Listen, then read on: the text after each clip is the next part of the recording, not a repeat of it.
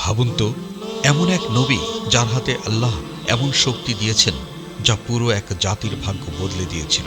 তিনি হলেন আর কেউ নন, হযরত মুসা আলাইহিসসালাম। বন্ধুরা, ইসলামের ইতিহাসের আজকের পর্বে আমরা জানব হযরত মুসা আলাইহিসসালামকে আল্লাহ তাআলা কি কি অলৌকিক শক্তি দান করেছিলেন। প্রথম মুজিজা, তার লাঠি। হ্যাঁ, সাধারণ একটি লাঠি, কিন্তু আল্লাহ তাআলার হুকুমে সেটি পরিণত হতো ভয়ঙ্কর এক বিশাল সাপে। ফিরআউনের জাদুকররা হতভাগ, কারণ তাদের সকল জাদু গিলে ফেলেছিল এই লাঠিটি। আরেকটি অবিশ্বাস্য ঘটনা, মুসা আলাইহিসসালাম যখন তার হাত বগলের ভিতরে ঢুকিয়ে বের করতেন, তা হয়ে যেত ঝলমলে উজ্জ্বল আলো। কোনো আগুন নয়, কোনো জাদু নয়, এটি ছিল আল্লাহ তাআলার নিদর্শন। কিন্তু সবচেয়ে চমকপ্রদ মুজিজা যা ইতিহাসে আজও স্মরণীয়, লাল সাগরের সামনে দাঁড়িয়ে আছে মুসা আলাইহিসসালাম ও তার অনুসারীরা, পেছনে ভয়ঙ্কর ফিরআউনের সেনাবাহিনী। সবাই যখন ভাবছে সব শেষ, ঠিক তখনই আল্লাহ তাআলার নির্দেশ আসে। মুসা আলাইহিসসালাম লাঠি দিয়ে সাগরে আঘাত করল, আর সাথে সাথে সমুদ্র দ্বিখণ্ডিত হয়ে গেল। দুই পাশে পাহাড়ের মতো পানি, মাঝখানে শুকনো রাস্তা। মুসা আলাইহিসসালাম ও তার জাতি নিরাপদে পার হয়ে গেল, আর ফিরআউন সে ডুবে গেল তার অহংকার নিয়ে।